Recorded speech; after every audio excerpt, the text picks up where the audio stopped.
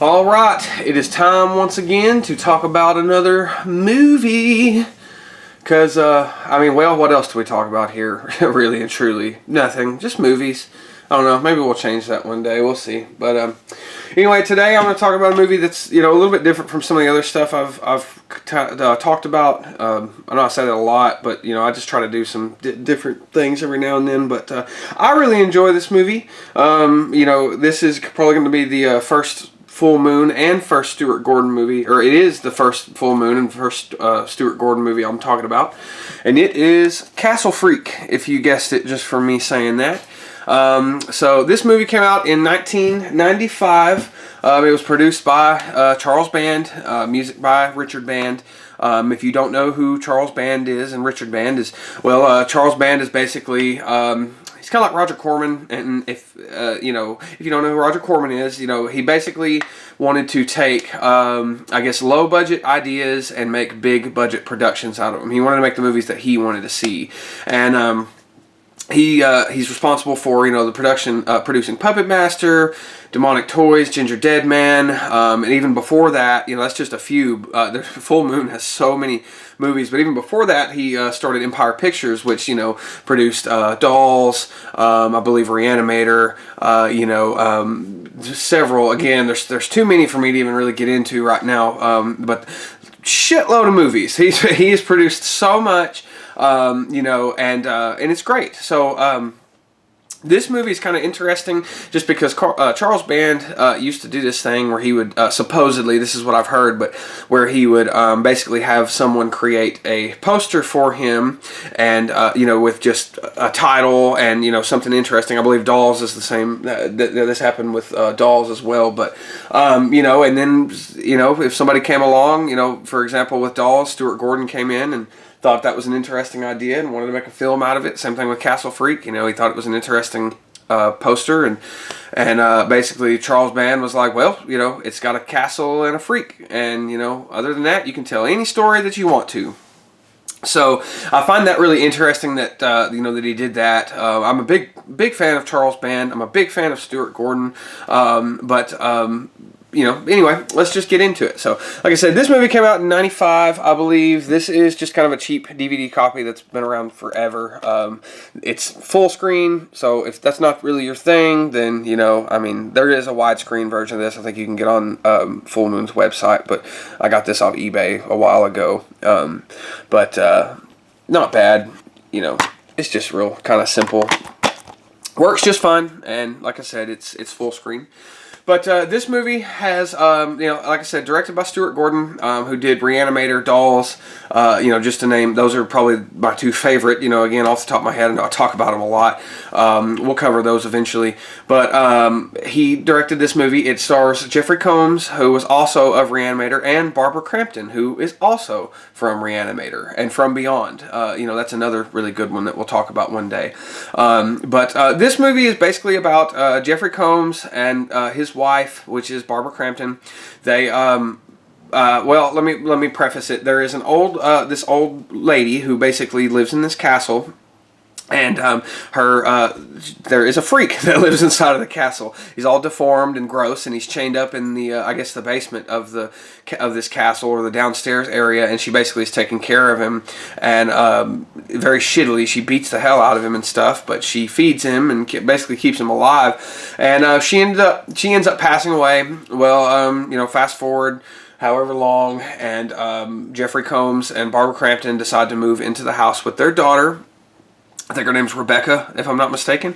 But they decide to move in with their daughter, and because he's inherited it. I believe that the Duchess was someone in his family. She was related to him one way or another. But they end up moving in here, and they're wanting to sell the estate, so they're having to stay there and do inventory on all this.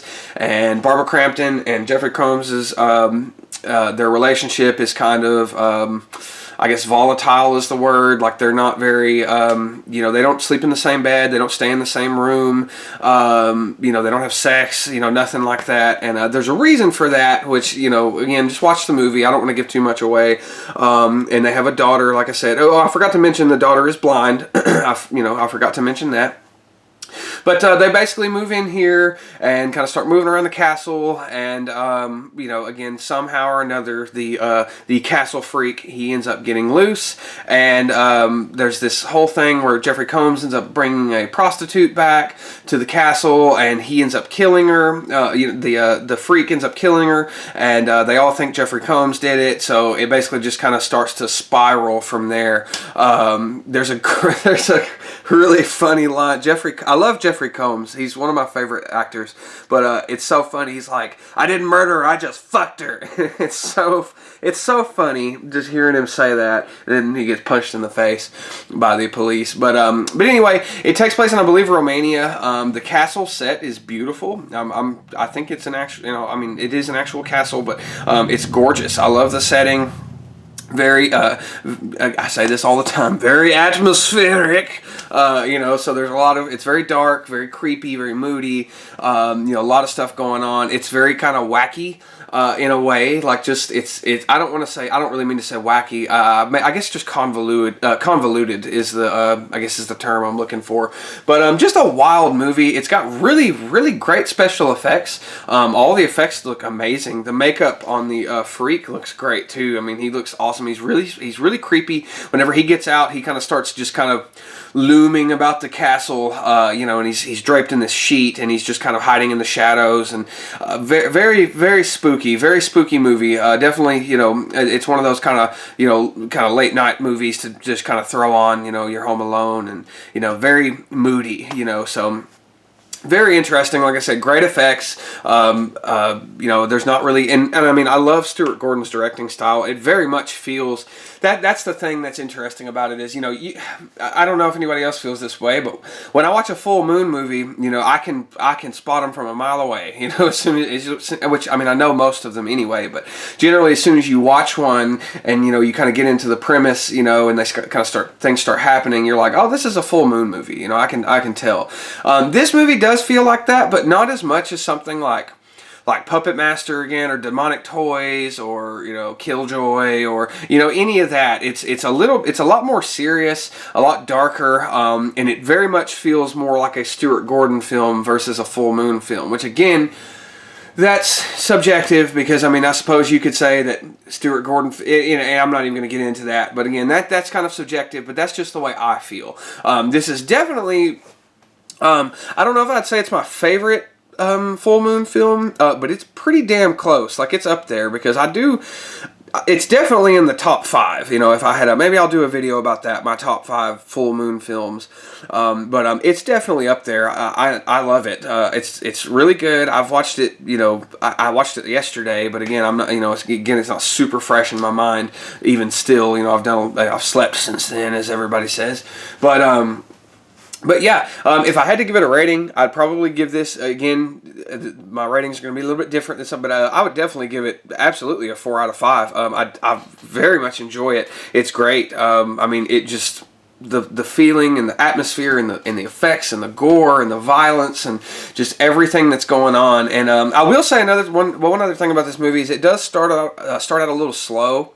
So like, even the first time I watched it, I mean, not super slow. Like, there's just kind of hints of things going on, but you don't really get into the holy shit, the castle freaks coming out and like fucking murdering everybody and eating people and all that. You don't get into that until the latter half of the movie. So it does start a little slow, but again, it's not very long. Like, it's only, I think, an hour and 35 minutes, I believe. Let me see. Yep, 95 minutes. So it's not super long by any means.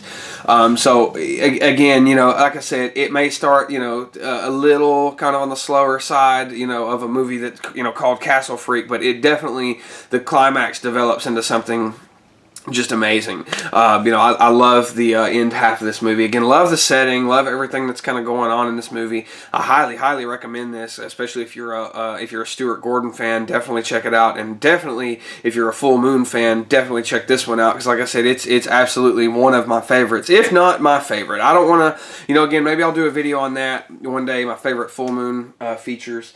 You know, because there's a lot of them.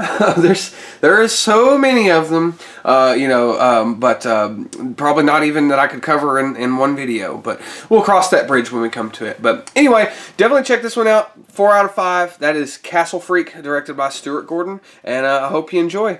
So anyway, have a great day.